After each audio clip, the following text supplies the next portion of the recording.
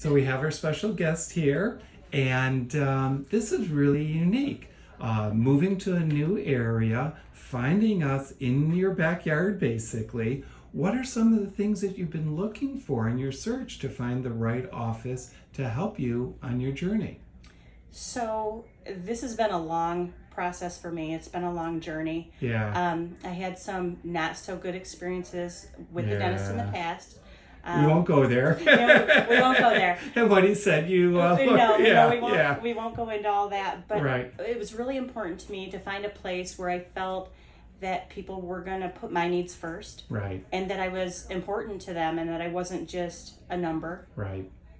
I feel like I really matter. And the first thing that I noticed when I came to the office, the very first day, was how everybody seemed to really care.